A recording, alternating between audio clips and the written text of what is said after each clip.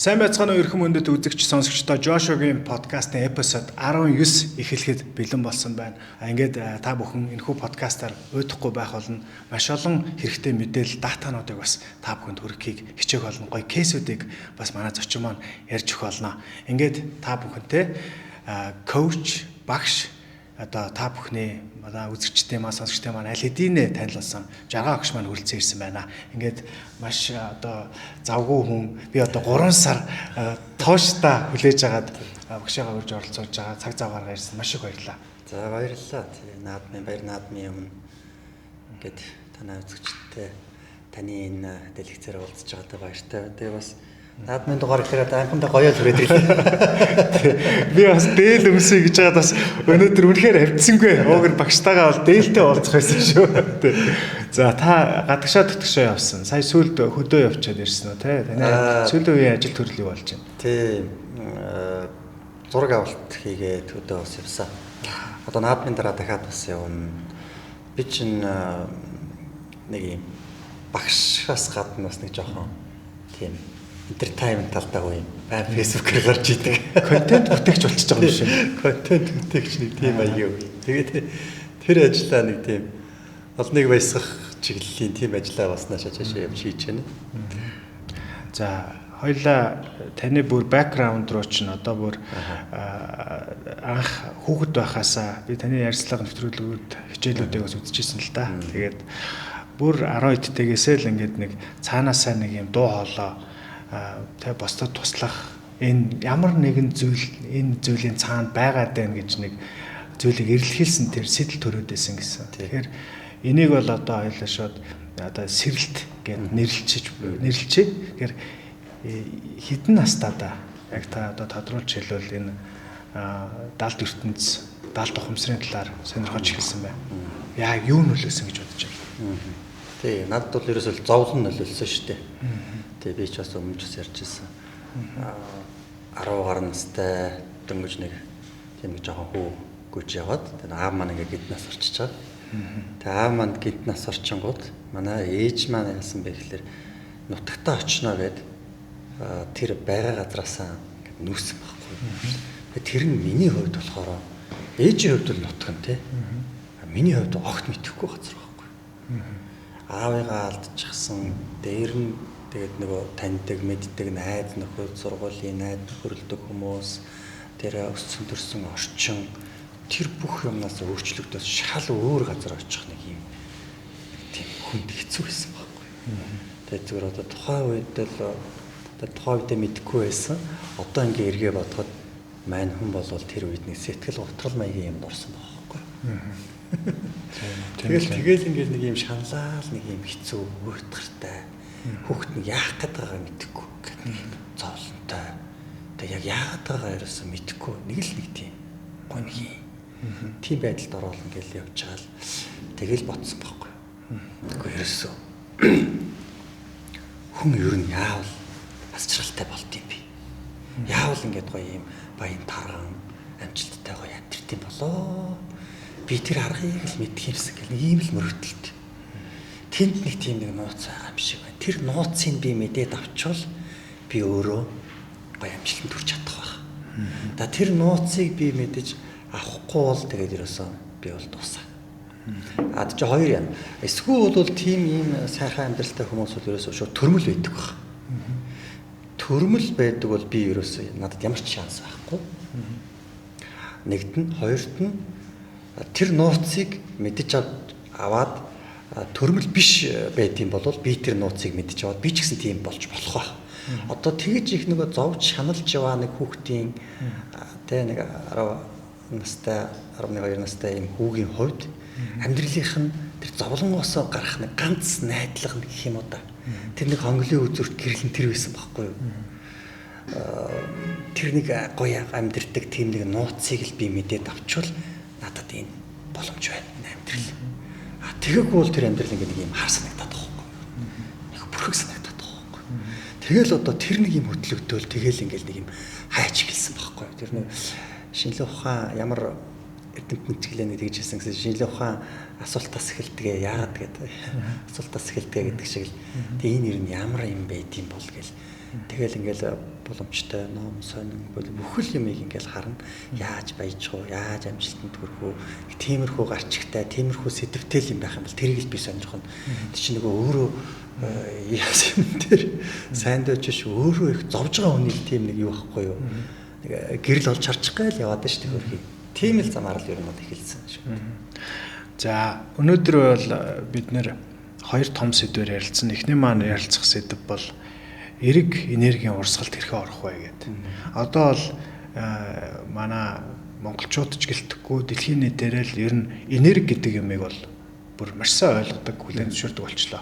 Өмнө нь бол энерги гэнтэр гэж ярих юм бол нэг шашны юм шиг сонсогдоод байдаг гэсэн шүү дээ. Одоо энерги гэхэр хүн болгоо энерги ярьж ингээд тийм хаалж хүлээж авахгүй шууд тийм open mind-аар хүлээж авдаг болсон. Тэгэхээр энергийг бол бид нэр ойлгодог болсон юм байна. Хүлээж авдаг болсон. Тэгвэл эрэг энергийг ойлгоё. Тэгэхээр зарим тохиолдолд одоо ингэдэг штэ. Миний амьдралд ч тэ тохиолдож байсан. Ингээл сөрөг энергийн урсгалд амьдрал ордог юм шиг байгаа хүн хаяа. Зөв замаар яваад байдаг. Бусдад туслаад байдаг. Тэ буруу зөрөө юм хийхгүй. Одоо баар цэнгэнэ газраар орохгүй хичээгээд байдаг. Тэгсэн мөртлөө цаанаасаа л нэг юм бүтэхгүй ингээл яаж хийж байгаа л яг бүтгийн даваан дээр бүтгээ болчдөг ч юм уу.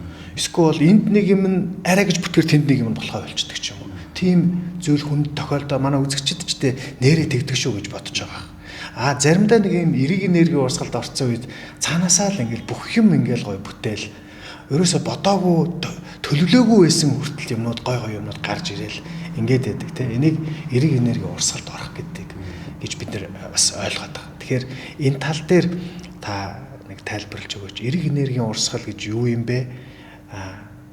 Яаж энэ эрэг энергийн урсгалд ордог юм бэ? Энерги гэхээр одоо орчин үед бол бүх зүйл энерги юм байна гэдгийг квант физик гэдэг шинжилгээ ухаан тодорхойлж тогтоож өгч байгаа. Тэгээ энерги гэж тэгвэл бид нэр физикийн шинжлэх ухааны нэг ойлголт юм уу? Тэгээ нэг тийм хэмждэг эсвэл нэг юм том цахилгаан ч юм уу тий? Энэ махан биеэс өөрийнхөө сэтгэл ухамсараас их хол авч үзчихсэн зүйл байсан бол квант физик бидэрт энийг бол ойртуулж өгöd бүх зүйл энерги юм байна гэдгийг тогтоож өгч байгаа. Тэгээ энэ квант физикээр энэ аяганд байгаа ус энерги гэж үзнэ. Аяган чиг энерги. Энэ ширээ энерги гэж үзнэ. Квант физикээр энэ ширээний маш тийм жижиг нэгж рүү орно шүү дээ, тий квант физик ч одоо дахин хуваагдчих боломгүй тийм жижиг төвшөнд нь очихыг квант физик гэж хэлнэ. Бүдүүн харуу ханаар бол. Энэ ширээний хамгийн жижиг тэр нэгжийг нь аваад ингээд энэ юу юм бэ гэд үзэхэр тэр бол зүгээр л нэг юм долгион энерги юм байна. Тэгвэл энэ ширээний хамгийн жижиг нэгж нь энерги болчлоо. Агаар бид нар одоо ингээд энэ агаарыг хоосон гэж харж байна тий.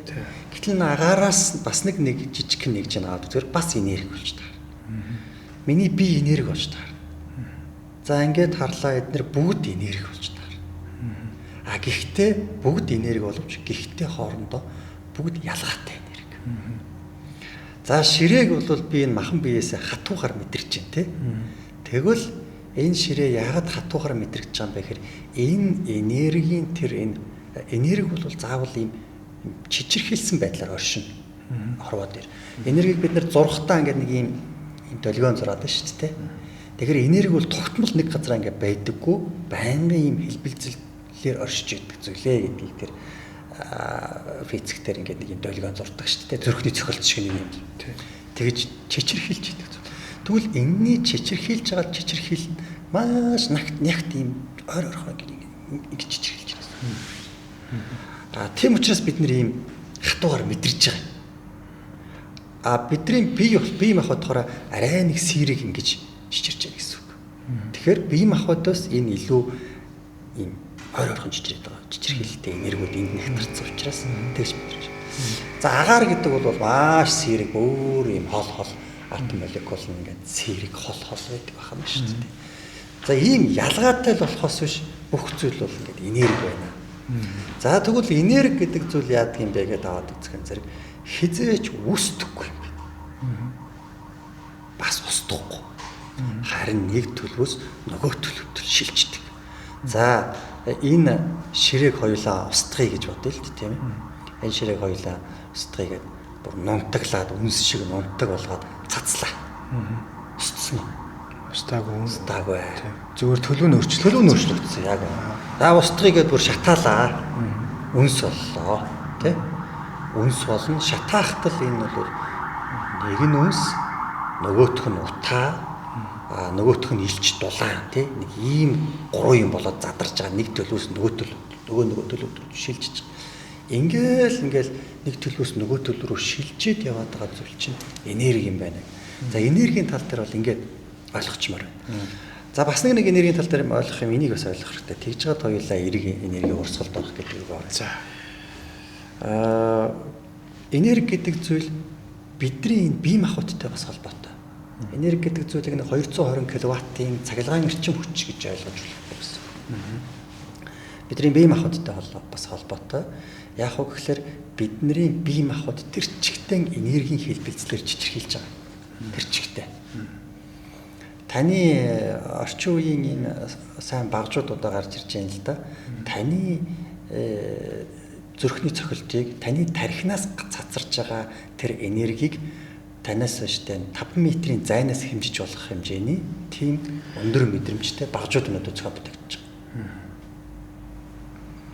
Тэгэхээр бид нар ингээл зүгээр ингээл оршихугаараа ингээд байж байгаагаа хараад энергийг цацруулж яддаг болж таарч байгаа. Бидний бодол санаа гэдэг бол бүгд энерги болж таарч байгаа. Танаас гарч байгаа тэр энергийг яаж хэмжээд байгаа юм бэ гэхдээ зэрэг таны бодол санааны долгионыг хүлээж авч мэдэрдэг багчаар хэмжинэ гэсэн үг. Тархины аппарат байгаа шүү дээ. Тархины аппарат чи эндээ толгойдоо өөр ингээд нэг юм зүвчж байгаа шүү дээ. Тэр чи яаж гэнэ вэ? Тархинаас гарч ирж байгаа долгионыг мэдэрч байгаа. Мэдрэгч байгаа шүү дээ. Тэгээд тэр яг наадаг юм нь бол яах вэ ингээд ийм тархин дээр тогтоодог нэг юм байж байгаа биз. Тэрнээс ийм хөндөй нааталтны тэр тархинаас гарч ирж байгаа долгионыг мэдрэх үү. Тэгэхээр бидний тархин дотор байгаа ботол, бие дотор байгаа мэдрэмжүүд биеэс нь гадагшилж цацарч ядгаа гэсэн үг болж байгаа. Тэгэхээр нэг юм нар шиг болж ирж байгаа зү тийм. Энд ч одоо энерги болж эхэлж байгаа зү. Нэг хэмжиж болж шв. Аура гэж бид нэр хэлээд байгаа. Хэмжихээс гадна бид нар бас мэдэрдэг те. Мэдрэлгүй яах вэ? Мэдэрнэ. Олон хаана очно, хинтээ уулзсан тэр болгон мэдрэмж, нарийн мэдрэмжтэй хүн бол бид хамгийн том жишээ нь одоо нэг юм хэрүүл болсон газар руу яваал ороход нэг юм бүх хүн мэдэрдэг байх нэг л эвгүй байдаг шүү дээ. За яг дөнгөж сая нэг л юм болж тээ гэж боддог те. Яг тэр шиг яг тэгж мэдэрнэ. Тэгэхээр бидний дотор байгаа мэдрэмж бодол бол бидрээс цацарч идэг нэг юм долгио юм байна. Тэрийг хэмжиж болд юм байна. Аура энерги энэ гэдэг байгаа чинь тэр юм байна. Тэгэхээр тэр долгион цацрлаа тий. Цацрлаа. Таны толгой руу орох нь орох байхгүй да. Орох боломжтой. Би ч өөрөө энерги хүлээж аваад яагуулаад мэдэрч тийм байхгүй да. Тэгэхээр хүн өгдөг юм шүү өөрөө нэг юм цахилгаан станц шиг болж орж байгаа байхгүй. Тэгэхээр ямар энерги биеэс цацруулж амьдрах вэ гэдэг нь асуулт болж байна. Ямар долгион цацруулж амьдрах вэ? Тэ? Ямар бодол, ямар мэдрэмж өөрөөсөө цацруулж амьдраад байна гэсэн үг л дээ. Бид нар чинь бүр энэ гэрэлнүүдийг асааж болдог гэсэн хүний тэр бүр шинжлэх ухаан ажиллаж байна. Шинжлэх ухаан. Тэр чинь бүр шинжлэх ухаан. Эерэг бодол бодоод тархинд нь энэ мэдрэгч залгаад эерэг бодол бодохоор тэр хэдэн ваттын гэрлийг асааж чадах нь гэдээ бүр багчаар ингээд лабораторид Америкт хэмжиж гаргаж ирж байгаа. Одоо солонгосууд сүүлийн үед энэ тархины аппарат хийчихсэн байна лээ. Тэгээ бас харсан. Тэгээ тэр тархины аппаратыг ингээд зүүж хагаад анхаарлаа төвлөрүүлэнгүүт тэр мэдрэгчтэй ингээд нэг юм замаар гүйдэг машин байна. Хүүхдийн тоглоом машин. Тэгээ анхаарлаа төвлөрүүлэлт ингээд чиглэлгүйгүүт нөгөө машин ч одоо хөлөө тавьчих чаа. Тэгэхээр тэр нөгөө нэг юм тархинаас гарч байгаа тэр долгионыг хэмждэг тийм нэг юм юу аппарат бүтээсэн байна л да. Тэрнээс хүчтэй долгион ялгаруулангууд тэр долгионыг цааш нь тэр машин руу шилжүүлж өгдөг тийм багж тохиолдол тийм. Хүчтэй ингээд бүр төвлөрөөд ингүүт машин бүр хурд ирж байгаа. Тэгээд ингээд бодол сарнаад өөр янз бүрийн бодол ороод ирэнгүүт тэр машин ингээд удаараа гэл ийм. Биднээс ийм энерги хүч цацарч идэг юм байна гэдгийг эхлээд ойлгоод авчих юм бол одоо дараа нь эерэг сөрөг энерги гэж юу юм? Тэрний урсгалд нь орно юу юм гэж юу юм бэ гэдгийг ярьж болох гэж байна. За манай багш маань бол манай үзэгчид бол сайн мэдж байгаа хаа. Мэдгүй хүмүүст мэд тайлбарлаж хэлэхэд маш гоё энэ далд ухамсарын энергийн энэ зүйлүүдийг шинжлэх ухааны үндсэлтэй ингэж холбож тайлбарладаг нь маш гоё сонирхолтой байдаг. Тэгэхээр хүмүүс чинь нэг жоохон шашин суурьтай яриад байдаг шүү дээ. Тэгэхээр чинь бүх хүн шашинд итгэдэг байх алуугүй. Тэгэнгүүт чи ингээ нөгөө үүсгэлийн тарих ажиллаад эхэлждэг. Тэгвэл ингээ холбоо ярьчаар ингээ аль талын ярьчаар айгүй гоё ингээ буугаад өгд юм аа. За хоёлаа эрг энергийн урсгалд орох. Ер нь хүний энергийн урсгалд одоо бүтэн амьдралыг ярьж ш тухайн өдрийг биш те. Бүтэн нэг юм үе байдаг ш нэх гоё ингээл цаанаасаа бүх юм бүтээд байдаг те. Ийм энергийн эрг энергийн урсгалд гэж байдгүй хэрхэн орох уу? Яагаад гарчдаг юм болоос энэ урсгалаасаа. Тий яг үнэ. Тэгэхээр хоёулаа саяны яриагаар бол хүн өөрөө энергийг үүсгэж цахилгаан станц юм байна. Юм байна гэдэг. Тэгэнгүүт ямар энерги биесээ үүсгээд цацруулаад байгаа вэ гэдэг нь хорчлон хорвоогийн төрөл бүрийн энэ энергийн урсгал энэ хорвоо ертөнцийн ингээд урсаж гол шиг. Та бол одоо нөгөө FM радиогийн юм чи FM радиогоор ярихад те би бол нэг юм радио аахгүй. Хорвоо ертөнц бол долгионууд цаанаас нөгөө FM станцууд те телевизийн ТV9-ийн сувгч байх юм уу, Монгол телевиз байх юм уу, MNB байх юм уу, малчин телевиз байх юм уу, ямар тэр бүх энергийн сувгууд чинь нэг өөр энергийн юм зааг ялгаатай урсгалууд долгионууд ингээд урсаж штэ тийм ээ. За мөнгө эд баялгаар яриа л да. Мөнгө баялгаар сарын нэг 10 сая төгрөгийн орлогын хэмжээний нэг юм хэмжээ олдог нэг төрлийн ертөнцийн энергийн урсгал гэж орсож байгаа юм. За сарын 100 сая төгрөгийн энерги урсгал энэ хавар ингээ урсж байна гэж үү. Тэрбумын урсгал энүүгээр ингээ урсж байна гэж үү. За тэгвэл тэрбумын тэр урсгалд орохын тулд би өөрөөсөө ямар энерги цацруулах ёстой бэ? Тэрбумын тэр энергийн урсгалаас би долгион хүлээж авахын тулд ямар би сувг дээр өөрийгөө тохируулах ёстой бэ? Тийм ээ. FM-ийн сувг тохируулах чинь ингээд дээр үед бол ингээд мэдрэмжтэй ингээд эргүүлдэг байлаа шүү дээ тий. Тасаж чинь тий. Долгион нэр хамаагүй. Жага хэтрүүлж жага хэтрүүлж чиччд. Ингээд их юм бол сувгаа олохгүй шүү дээ. Хэвээ ингээд чагнаалаа энэ байна гэдэг тийм шүү дээ. Яг л тэрэн шиг бид нар энэ бие махбод бодол санаа мэдрэмжээ яг тэр тэрбумаас дээш орлогын хэмжээнд байх сувг руу ингээд тааруулж өгөх хэрэгтэй байхгүй юу? Тэ? За одоо жишээ нь сая төгрөгийн хэмжээний энергийн урсгалд байгаад байгаа хүн байна гэж бодъё. Тэр сая төгрөгийн энергийн урсгалын хэмжээнд байгаа хүний бодол санаа нь яг тэрнтэйгээ зөгцсөн хэмжээнд явж байгаа байхгүй юу? Жишээ нь хоёулаа бодоод үзье л да. Сарын сая төгрөгийн орлого л олдог нэг тийм хүн байна гэж бодъё. Тэр хүнд ямар бодлууд бодогдохгүй вэ? Тамд гэж бодож байна. Та юу гэж бодож байна? Тэр хүн 100 сая төгрөг олдог хүний боддог бодлууд бодогдохгүй. Яг үнэ. Хэзээч бодохгүй гэсэн үг. Би яг энэ талаар санал нийлдэг. Тий, хэзээч бодохгүй байна. Тэр хүний цацруулж байгаа энерги нь хүлээж авч байгаа тэр сувг нь таарж штэ. Хоёр юм яриад штэ би те. Нэг нь энергийн урсгалаас энерги хүлээж авах хэрэгтэй байхгүй юу бид нэр. Тэ FM-ийн радио шиг. Нөгөөх нь хүн бол цахилгаан станцдаг энергийг цацруулах хэрэгтэй. Тэгэхээр сая төгрөгийн орлогын хэмжээтэй байгаа хүн нэгдүгээрт өөрөөсөө цацруулж байгаа энергийн хэмжээ нь жижигхэн байхгүй. Нөгөөх нь хүлээж авч байгаа энергийн хэмжээ нь бас тийм хэмжээ.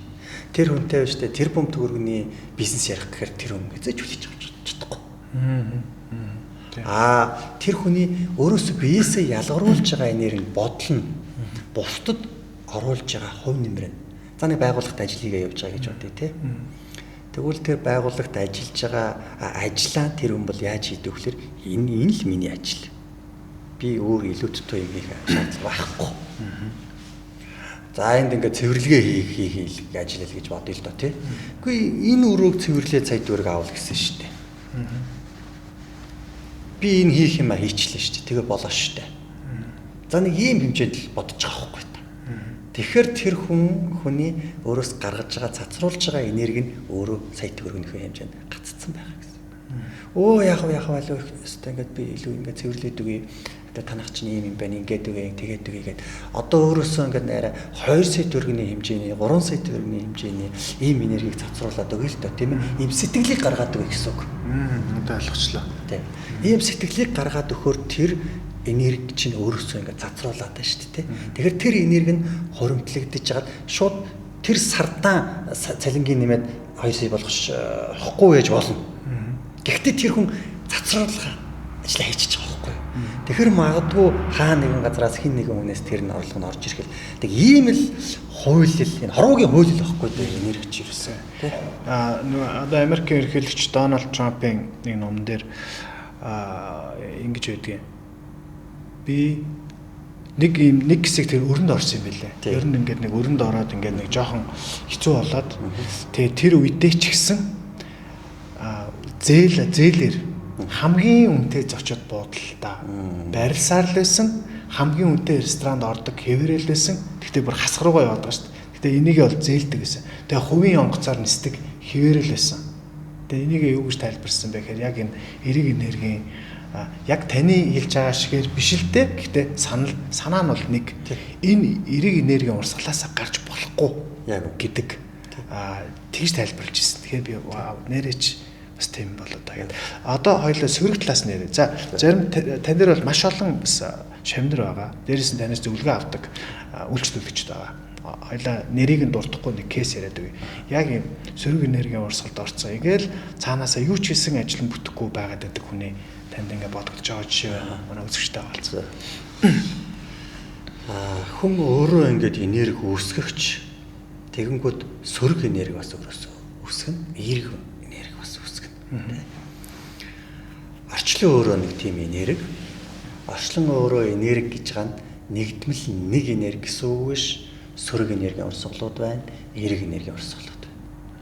Сөрөг энерги гэж бид нар юуг нэрлэдэг байгаа юм бэ гэхлээр биднэрт сөрөг үр дагавар авчирдаг, зовлонтой, гайтай, асуудал бэрхшээлтэй тэр үйл явдлуудыг тохиолдуулж өгдөг.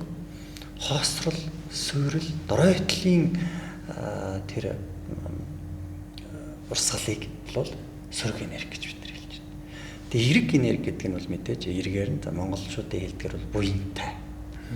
Тэгээд ийм өсөж дэвжих, хайрлагдах, хүндлэгдэх, аз жаргалтай байх ийм энергийн урсгалуудад орохыг бол хийж байна гэдээ ойлоо ярьсан тийм. Тэгэхээр хорвоо ертөнцид энерги бүх юм энерги гэчээр нэг энерги гэж ойлгож болохгүй ийм сөргөнчиг байна, эергэнчиг байна гэдгийг л ойлгох хэрэгтэй байна. За сөрөг энерги рүү бид нар ямар үед орчд юм бэ гэхлээр хүн өөрөөсөө сөрөг энергийн тэр урсгалыг цацруулаад байхаар тэр хоёр таталцсан. Сөрөг энергийн урсгалыг хоёулаа тайлбарлаад өгвөл одоо муу бодлууд гэсэн үг үү? Өөрөөсөө цацруулж байгаа сөрөг энерги гэдэг нь муу бодол гэсэн үг. Хорвоо ертөнцийн байгаа сөрөг энергийн урсгал гэдэг нь бол түрүү ярьсан тэр доройтуулах. Тийм нэг юм урсгал гол шиг урсж байна гэдээ ойлгож байна. Бүх одоо энэ дэлхий дээр байгаа хүмүүсийн сөрөг бодлууд нийлцсэн нэг гол болоод урсж байгаа гэж бодъё л дээ. Тэгвэл тэрнтэй би таталцчих байгаа байхгүй юу? Тийм ээ. Юугаараа таталцах юм бэ? Өөрийнхөө бодол санаагаар л таталцсан шүү дээ. За гэхдээ энэ энергийг зөвхөн бодол гэж ойлгож болохгүй. Энерги гэдэг бол хүний биеэс ялгарч байгаа хамгийн хүчтэй энерги нь нөгөө даал тухамсарт нь байдаг энерги нь хамгийн хүчтэй нь байна. Бодол гэдэг чинь тэгэхээр ил ухамсар дээр байдаг зүйл байхгүй юу? Тэгээ хүмүүс бол би ингээд уулна хичээгээл байгаа эерэг бодол бодоолгаа би надад тийм хайц байхгүй би сөрөг бодол боддгоо би өстө бусдад ингээд айлуулах сайн сайхныг бусдад хүсэл бусдад туслахыг хүсдэг ийм хүн байж байгаа. Гэхдээ энэ амьдрал шудрах биш шүү дээ. Би хөдлөхгүй шүү дээ. Би болохгүй шүү дээ гэж. Тэгэхээр нөгөө бодлоо энэ хүн ингээд андуураад байна гэсэн. Бодлын цаад одоо энэ ширээний дээдэлд энэ аяг байгааг бид нар бол харж чадж байна. Гэхдээ энэ ширээний доор нэг тоон ийм ус байхыг бол бид одоо энэ камераар харж чадахгүй болчихлоо шүү дээ. Тэгэд даалд байгаа тэр их мэдээлэл датануудад нь сөрөг блокууд олон судас байхаар андуурагдаад байгаа. Ингээд хүн өөрөөсөө сөрөг энерги ялгаруулад яваад байгаа мэдгүй байгаа гол. Энэ л хамгийн том асуудал. Та жишээ яриач дөнгөж өчигдөр би нэг шавтайгаа ингээд уулзчих. Тэгээд тэр шавыг бол тэгж юм. Маш их хичээнгүй. Аюу хөдөлмөрч. За бүр ингээд дүүгэн ээжигээ эгч нараа ингээд нэг амьдралаа нэг юм нэг өөрч явдаг хүн байдаг шүү дээ. Гэр бүл дотор нэг тийм байдаг. Бүх ачааг нь үрэл яв. Гэрийн бүх ачааг үрээ явдаг. Тийм үү? За тэгээд эрүүл мэндэд асуудал гарсан. Ажил дээр нь асуудал гарсан. Ажил нь ингээд одоо бараг давхурж байгаа. Тэгээ эрүүл мэндийн асуудалтай ингээд уулзч байна л та надтай. Тэгээ бид хоёр ярьлаа. Тэр хүн шиг сайн хүн байхгүй л байна л та. Гэр бүлээ авч явж гэнэ, хичээл зүтгэлж гэнэ. Ер нь бараг одоо тий өглөөний 6 цагаас хойш бараг босдгоо тий ингээл маш их тусаал, маш их хичээгээл, маш их хөдөлмөрлөө зүтгээд. Үйлдэлүүд нь зөвл байгаа л зөвл байгаад. Гэхдээ амьдрал дээр нь асуудал гарсан. Ажил нь давхарсан, бизнес нь орлогогүй болсон. Тэгж явж байгаа дахиад одоо энэ хөлн дээрээ бэртчихсэн хөлний апплайс байсан дорхоо яах вэ гэдэг ингээд асуудалтай байна. Тэгэхээр амьдрал дээр нэм сөрөг ийм хэцүү үйл явдал тохиолдсон уу? Тохиолдсон. Тэгвэл энэ сөрөг үйл явдлууд чинь тийм ээ. Тэр хүний энергит ямар нэгэн асуудал байгаа учраас л гарч байгаа үр дүн бицтэй. Үр дүн худлаа хэлэх үү? Хэлэхгүй шүү дээ. Үр дүн худлаа хэлдэг байхгүй та. Үр дүн худлаа хэлэхгүй. Би хичнээн хөдөлмөрлөөд байна. Би хичнээн сайн хүн гэж өөрийгөө бодоод байна. Гэхдээ надад тэр хайр халамж, тэр өглөг буян, тэр хүндлэл, тэр эд баялаг надад гарч ирэхгүй байна. Энэ юу юм? Үр дүн. Тэгвэл энэ үр дүнг бүтээгээд байгаа тэр зүйл чинь таны дотор байна л гэсэн үг байхгүй та. За энэ үр дүн худлаа хэлэхгүй юм байна. Тэгэхээр танд нэг ноо байгаа юм байна. Тийм үү гэж. За тийм л биш гэдэг бол. Тэгтээ ингэ мэдгүй шүү дээ би өстой. Ингээл хичээ зүтгэж байгаа байдаг, сайнараа хүчиж байгаа. Манайд одоо хинээс ч л асуусан намайг энэ бол өстой сайн хүн гэдгийг мэднэ л гэж. Та тэгээд төгтөж байгаа ухлаа.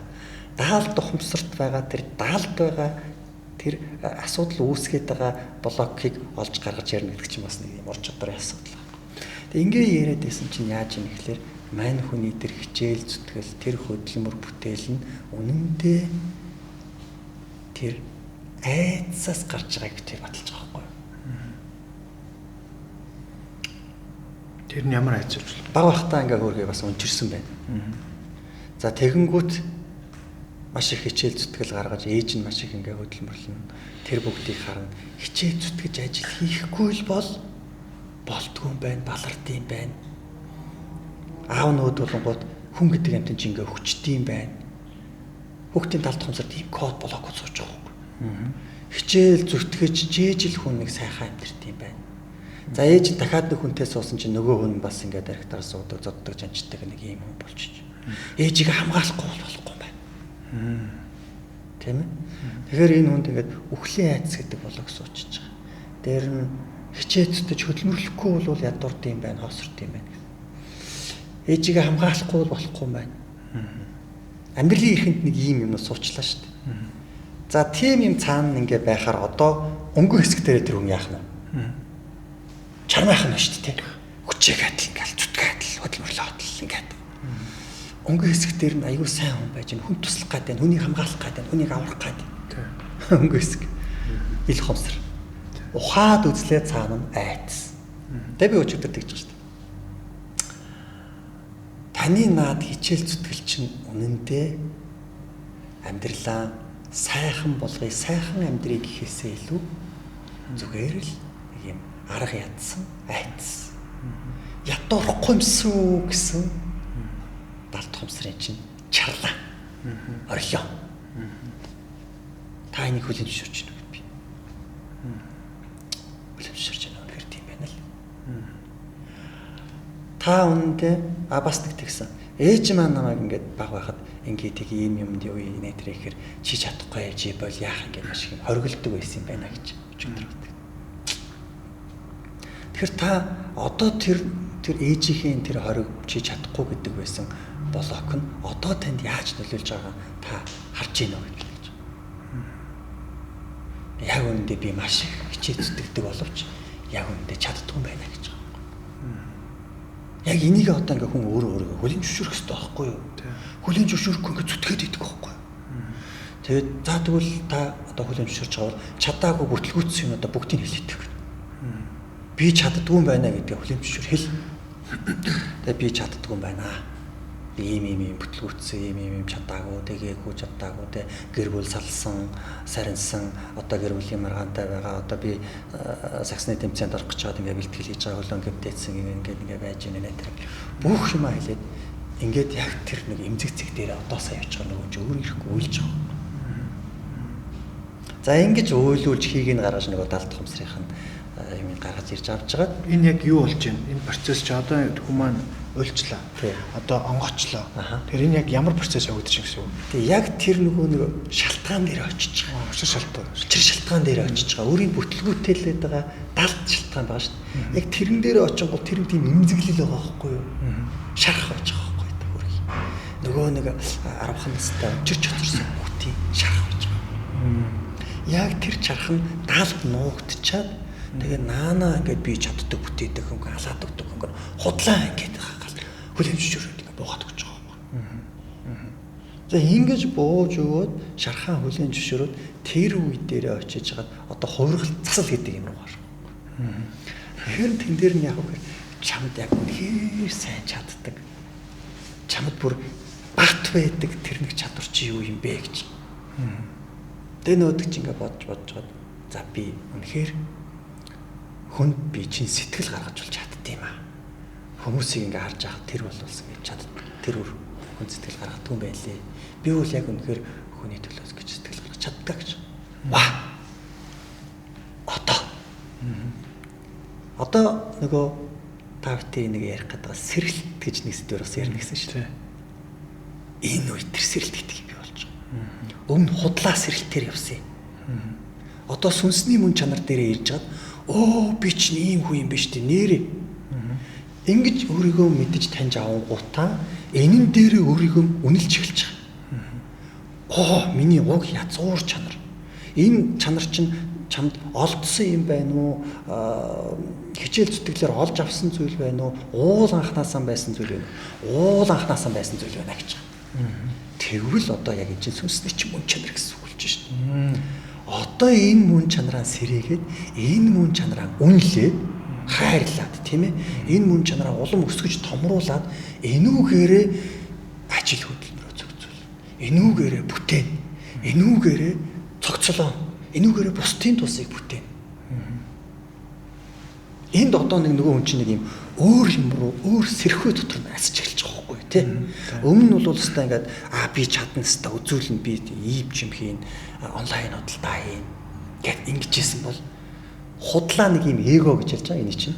Худлаа эгогоор би чадна гэсэн чартайж хүчин зүтгэсэн тэр нэг юм өнгөц ил ухамсарын худал програмаараа онлайн худалдаа гэх нэг юм үсгэсэн байж болох байхгүй. Тэгээд тэрүүгээрээ ингээд тавихгүй зүтгээд ингээд ийсэн чинь заахгүй юм байна. Энэ бол миний мөн чанар биш үү?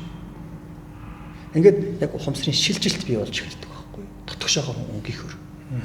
За тэгээд би тэгвэл юм чин сэтгэлтэй хүн юм байна. Чин сэтгэлээрээ хүнд та ингээд өгөөчтэй тустай тэгэнгүүтээ өөртөө ашигтай болсон. Ийм ажил хөдөлмөр эрхэлж сэрэлт тэ дотоод оршихуйгаа хүлээн зөвшөөрч ийм гоё сүнслэг ариун хайрын ажилд та хөдөлмөр эрхэлж болох уу? Болно. За тийм ажил хөдөлмөр эрхлээд ингээд эд баялгаа олоод амжилтгүйтэйгээд ингээд амьдрын гээд бодохоор та ямар санагч? Гоё санагч. Одоо ингээд нэг нүд нь ингээд сэргэж ирээд тэр юу хийж болох вэ гэд гэж тэ. Тэр юу ээж болох вэ гэдгийг би биш та мэднэ. Одоо та ямар ч байсан энэ зам мөрөөрөө энэ гэгээлэг одоо барууныхнаар юм бол одоо сүнсний сэрэлт сүнсний одоо юу ч гэж хэлээд байгаа тиймэрхүү амьдрал эерэг энергийн урсгалч гэж хэлэх юм уу ийм амьдрал руу орох зам мөр одоо эндээс ингэ нэгж байгаа гэж. Ийм жишээ дөнгөж өчигдрөл байдаг болж байна. Сэрэлтийн талаар орохоос өмнө би таны яриаг таслахгүй тулд төвчээд өнгөрлөө хоёр том асуулт дундуур нь гарч ирсэн байхгүй. Тасалж ерөөсө болохгүй байсан сая.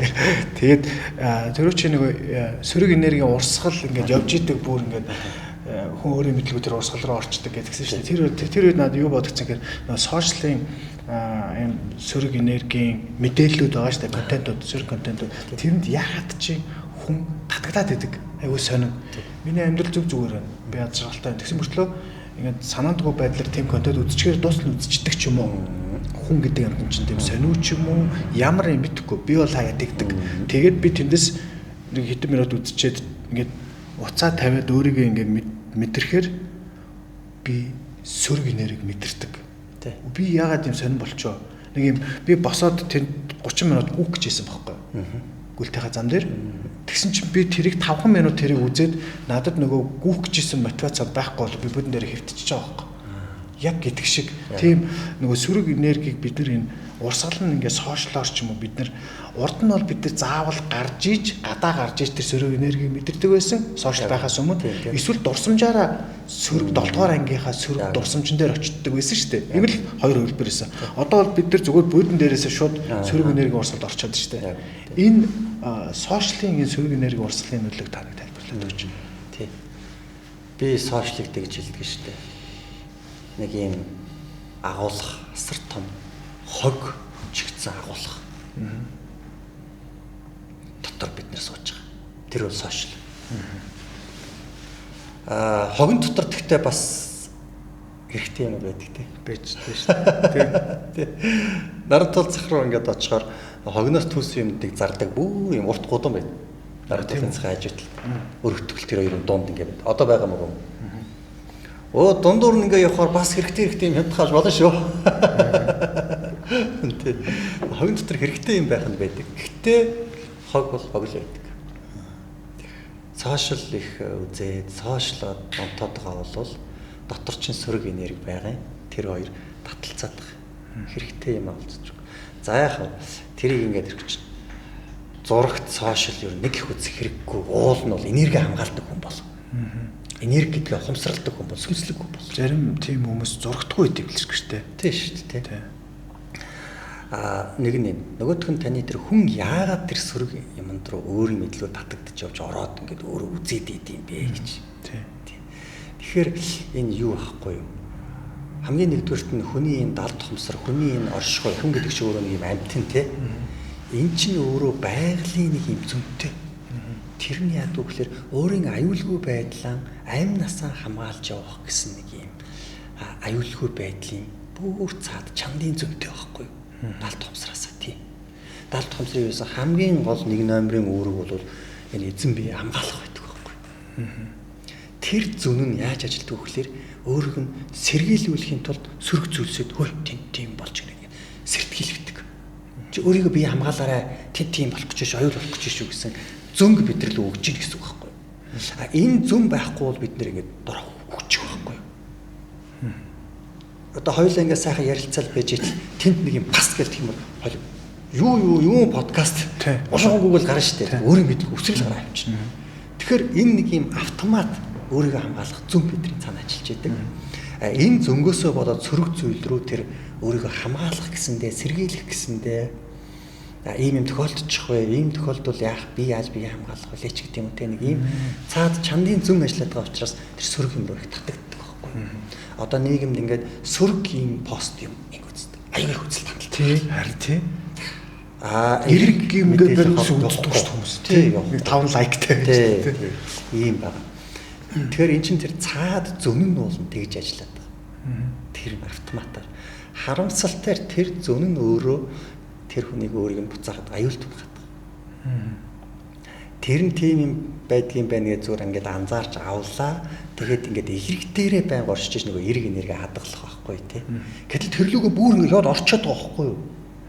нэг юм байдаг юм байна гэл ингээл нэг юм өөрөө эрг энергитэй үлдээд тэрийг нэг ингээд хаях тэр чадвар би манайс суугаагүй тэр нөгөө энерги бүр ороод автаад ингээд бүр өөрөө төсөөлөн бодоод биентэйгээр нь мэдрээд тий энэ хүний энэ ухамсар гэдэг юм чинь ерөөсөө далд ухамсар гэдэг юм чинь бие махбод гэдэг юм чинь ерөөсөө бодит болж байгаа ингээд дэлийг царж байгаа төсөөлөн бодож байгаа алийг ч ялахгүй шууд цаана харт диск дээр бичиж авдаг. Тэр нь бол одоо тэр сөрөг зүйл дээр төвлөрөх тусам өөрийгөө сөргөөр програмчлалт гэсэн үг. Тийм л аял бол тийм. Тэгээд яг махан биеэрээ очих тал мэдрэх тал дээр бас надад нэг ийм мэдрэгцээ.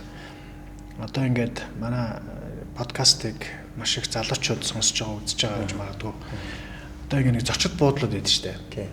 Хинчгэл залуу наснаа гарч орж те зочид буудалд орж үтсэн л байгаа бар цэнгэний газар орж үтсэн л байгаа караокед ороод ингээд уушийн газар гэж ярьж шүү дээ те ийм газруудаар ингээд явж үтсэн л байгаа. Тэр энэ үед бас ийм сөрөг энергиэр цэнэглэгдчихдэг юм болов уу гэж би бодсон. Ялангуяа шөнийн цагаар ингээд гарч орж ууж ингэсэн наргсан ийм газруудад айгүйх хэл ам ийм хэрүүл шууган тэр сөрөг энергийн юунууд байж идэг. Энийгээ дагаад яг нэг юм сөргөн тохиолддог байхгүй. Миний амьдралд тохиолдчихсан. Маргааш нэг дугаа гарчдаг ч юм уу. Айгуу сонио. Ингээд заавал одоо нэг уцаа хайчдаг ч юм уу. Тэгэл нэг заавал нэг юм тохиолддог байхгүй. Тэгээд тэр нэг үргэлжлээл тэрийг нөгөө харахны цирклд орсон. Ажлаа хийгээд идэг. Нэг бижиг өстөм өмсцэн. Нэг цалинтай. Тэгээ нэг сайхан залуу сайхан бүсгүй яваад байдаг. Тэгсэн мөртлөө ингээд 7 хоногт 1-2 удаа уугаал ингээд гарч ороод ингээд яваал буудал кончдаг ч гэдэг юм уу те. Тэгээл ингэ юм нэг л бүтэхгүй ингээл тэгэхээр бүр нэг доошоо орцсон юм байхгүй. Тэгээ сэтгэл санаач дээр нэг жоохон уналттай. Тэгэхээр энэ яг орчны сөрөг энергийн нөлөөллийн талаар. Та сонссноо буюу тийм байдаг штэ. 5 найзынхаа дунд чинь чи гэж үг гэдэг штэ. Чи хинтээ хамгийн их уулзаад байгаа вэ? Тэр хүний хүмүүсийнхээ дунджийг аваад үзэж чи өөрөө ямар хэмжээнд байгаа гэдэг гаргаж шүү. 5 тэрбумтон найзтай болчихвол чи харцаагүй тэрбумтон болно гэж. А 5 гуйлагч найзтай бол байх юм бол чи харцаагүй гуйлагч юм. 5 аригч найзтай болол. Тэгэхээр бидний энэ нөгөө хэлж байгаа үгүүд, бодож байгаа бодлууд, мэдэрч байгаа мэдрэмжүүд зүгээр нэг ингээд энэ махан бие дотор байж идэг юм бишээ. Ингээ холилдоо сүлэлдэж идэг юм аа. За тэгээд тэр нөгөө сөрөг энергитэй гэж хэлээд байгаа газруудаар чинь байнгын уур уцаар хэрүүл уруул болохгүй бүтэхгүй арх дарстай тэр нөхдүүд чинь орж гарсан. Тэнд одоо ариун гэгээн хүн тэрүүгээр явуулахгүй та. Тэгэхээр тэнд нэг юм тийм хүнсүүдээс гарсан биеэс нь ялгарсан бодлоос нь ялгарсан үхэн энергиуд тэнд дотор хоригдчихлаа шүү дээ. Тэгээд тэрлүү охин орлоо сүлэлдчихлээ шүү дээ ингээд тий. Цай сүлж байгаа юм шиг сүлэлдчихээ гараад ирлээ шүү дээ. Тэгэхээр энд юу тохиолдов? Санамсаргүй зүйл гэж огт байхгүй гэдэг шүү дээ. Огт байхгүй. Дугуй хагарах хүртэл санамсаргүй зүйл биш ээ. Бүдрэх хүртэл санамсаргүй зүйл биш. Бүгд тэр одоо ингээл за годомж явж байгаа нэг машин шүргэлчлээ гэж бодъё. Би яг зүгээр ингээд дөрмээрээ машин зам дээр ингээд явж исэн чинь нэг дата нөхрөөрөө намайг шүргэлчлээ. Энэ муу гайгаас л аштайхаж явж чадахгүй моолгаач гэл ингээд үгүй л байхгүй t. Надад асуудал байсан учраас би өөрөө тэр сөрөг энергийн урсгалд сөрөг энергийн тэр юм надад наалтцсан байсан учраас л тэрийг өөрлөг юм би татчихлаа байхгүй тий. Тэгээ өөрийнхөө энергийг ингээд ариун байлгана гэдэг бол үнэхээр чухал энэ орчин үеийн боловсрол болчиход байгаа байхгүй энэ ч өөрөө. Ирээдүйн боловсрол.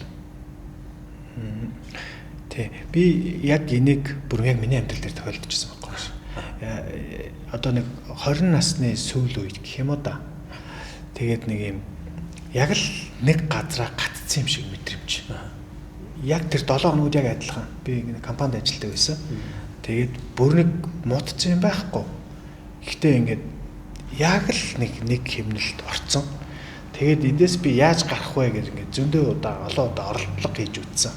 Тэгээд нэг оролдлого нь яг намайг тэндээс гаргаад гаргаж чадсан байхгүй. Тэгээд би хуваараа бизнес энэ хэрэглээд ингээд дараагийн шат руугаа орох гэж юм байдаг юм билээ жинхнээсээ. Тэр нь болохоор би бүгдийг таслан зогсоос. Одоо уулздаг найзуудтайгаа ч нэг тодорхой цаг хугацаанд би төлөвлөөд уулзаагүй. Тэр нөгөө ууж иддэг тамхи маягтд бүгдийг ингэ болцсон. Бүр ингэ бүгдийг таслан цогсоосон. Хийдэг үйлдэлүүдээ бүгдийг нь шал өөр үйлдэлүүдээр сольсон. Гэхдээ би тодорхой хугацааны дараа буцаад одоо найз нөхдөөгөө сууж мууж тийм бол байсан л да. Гэхдээ яг тэр төлөвлөсөн цаг хугацаанд би тэгээд тэр нь яг жинхнээсээ нөлөөсөн, зогсоосон. Тэр нь яг жинхнээсээ нөлөөлөөд тэгээд би тэр компаниасаа гараад хуваараа бизнес эрхлээд ингээд яг тэр нөгөө харахны тойргоос гарч чадсан байхгүй. Тэр нь бол яг нөгөө л ууж идгээ болж, тамхитгаа болж нөгөө нэгэн хэвийн дадал зуршлаа өөрчлснөөс энэ үсэж исэн. Тэгээд би таны яг ярианаас ингээ яг өөрийгөө бодоод ингээ ажиллаа. Тэгээд ингээ эрхэм мөндөд үзэгчтэй манай подкастын маань 1-р хэсэг энэ түрээд өндөрлж байна. 2-р хэсэг маань маш чухал сэрэлтийн талаар ярих гэж байгаа. Одоо дэлхийн нийтээр л энэ сэдвээр ярьж байна. Бүх шашны хүмүүс ярьж байна. Шинжлэх ухаанчид ярьж байна. Тэгэхээр сэрэлтийн талаар удахгүй ярилцуулна. Ингээд өнөөдрийн манай подкастын ивент гэж байгаа UBX Electronics-ийн хамт олондоо маш баярлалаа. За мөн Монгол гэр төв үйлдвэрийн хамт олондоо баярлалаа. Ингээд тэсгүй хугацааны хэдхэн секундын реклам сурталчилгааны дараа хэдүүлээргээд уулзцгаая.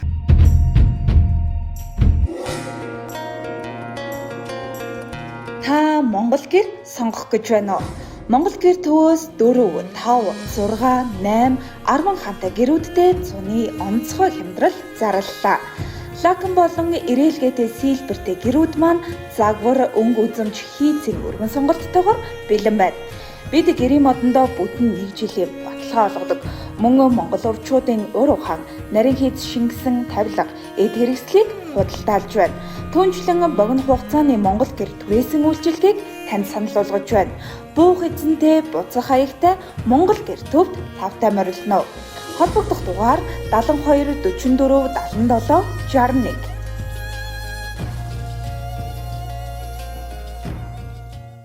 За ингээд Жошогийн подкаст үргэлжилж байна. Ингээд өнөөдрийн манай подкастыг нийслэлийн мэдээллийн радио 88.8 радиогоор та бүхэн хүлээн аван сонсож байгаа. За мөн Эрдэнэ хотын Эрдэнэтийн дуу хоолой, Дархан хотын Эхлэл радиогоор бас хүлээн аван сонсож байгаа. Бүх сонсогчдод энэ өдрийн мэндийг хүргье. Та бүхэн Жошогийн подкастыг сонсож байгаа. Дундаас нь ороод ирсэн байж магадгүй. Тэгэхээр YouTube платформ дээр Joshua's podcast episode 19 гэж хайхаар гараад ирнэ. Ингээд та бүхэн эхнээс нь хүлээн авсан сонсороо маш чухал зүйлүүдээр бид хүү ярилцж байгаа. За ингээд бид хоёрын та бүхэнтэй ярилцах дараагийн сэдэв маань сэрэлтийн талаар ярилцах байгаа. Тэгэхээр энийг бол хүмүүс янз янзаар ялангуяа одоо шашин шүтдэг, шүтлэгтэй хүмүүс бол арай өөр шинжлэх ухаанч хүмүүс бас арай өөр ер нь дундын гэж ярьдаг штэ тий. Таас нэг цагаан сараар мөрөө гаргацдаг тий. Тэр нэг бас хүмүүс байдаг штэ. Энэ хүмүүс маань бас нэг өөр. Гэхдээ бүгд ер нь бол энэ дотоод ухамсарын сэрэлт гэж нэг юм байгаад тах шиг байна. Гэт кинон дээр хүртэл гардаг штэ тий. Нөгөө Matrix гэх кинон дээр ногооны улааны ахуу цэнхрийн ухуу гээл тий. Маш олон ном зохиолууд дээр бас иймэрхүү ойролцоо утгатай цаад санаа нь бол сэрэлтийн талаар хэлээд байгаа ийм зүйлүүдийг бас хөндөж идэг. Тэгэхээр ер нь сэрэлт гэж юу юм бэ? Үндсэн ойлголтыг нэг жоохон тайлбарлаад өгвөл. Сэрэлт гэхээр ерөөсөө би юм бэ л. Би ер нь юм бэ? Хүн гэж яддаг юм юу юм бэ? Одоо бид нар чинь за та гэж юу юм бэ гэхээр за хүн байд юм биш. Тэгээ хүн дотроо юу юм? За болорхуу байд юм байж. Тэгээд та болорхуу юм. Таны мөн чанар чинь болорхуу юм. Гэт ингээд таны дотгошоо өнгө шүү дээ. Таны дотгошоо ухаан шүү дээ. Бид нар үнэндээ ингээд энэ дотоод мөн чанараасаа маш их холдчиход байгаа байхгүй юу? Язгуураасаа холдчиход байгаа. Энэ их мэдээллүүд тархин дээр маань ороод тэгээд тэр тархин дээр овоорсон мэдээллээр өөрийгөө тодорхойлчиход байгаа маа. Гэтэл та тэр мэдээлэл бишээ. Та мэдлэг бишээ. Тийм ээ? Та энэ харагдаж байгаа орчин та биш. Тэгвэл та нүд бас биш. Та энэ сонсогдож байгаа зүйлсүүд биш. Тэгвэл та чих биш. Та махан бие биш. Та бодол биш. Хэрвээ та бодол байсан юм бол бодлоо анзаарч чадахгүй байхгүй. Энэ ширээ өөрийгөө ажиглаж чадахгүй шиг Гэтэл бид бодлоо анзаардаг шүү дээ. Ингээд бодол ингээд тийм бодол орж ирлээ мэрлээ гэж ярьдаг үстэй. Тийм байна те. Бодлоо ингээд ажиглаад шүү дээ. Тэр хэм байх юм. Бодлоо өдөртөж болоод шүү дээ те. Бодлоо өдөртөж болж байна. Тэр бодлыг гаргаа хайчаа өөр бодол бодож болж байна. Одоо би гэж нэг юм жаргаа багш гэд би яг өөрийгөө ингээд бодож байна шүү дээ. Гэтэ би жаргаа багш.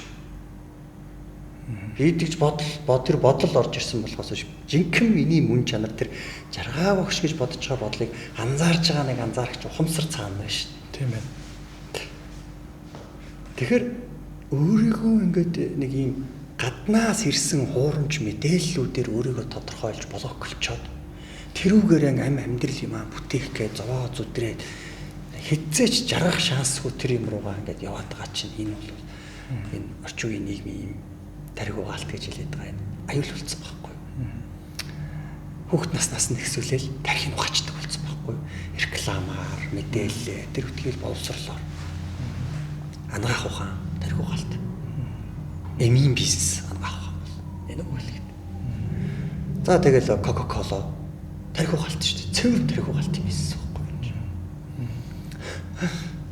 Тэр ингээд цаашаа явах бол бүх юм тэрэнд ингээд тархиа угаалгаад яваад байгаагаас сэрээд би хийм бэ гэдгээл ухаар хүмүүс ингэж шүү дээ. За та өөрийгөө нэг заагатхаа гэдэг юм бол хүмүүс ингэхгүй байна шүү дээ. Толгор руугаа заадаг хүн байхгүй шүү дээ. Би энд байна гэдэг ихнүүгээ заадаг шүү дээ. Энд юу хийдэг юм бэ? Энд бидний сүнс байдаг, зүрх байдаг, хайр байдаг. Энд бол зүгээр авсан баахан мэдээлэл байна.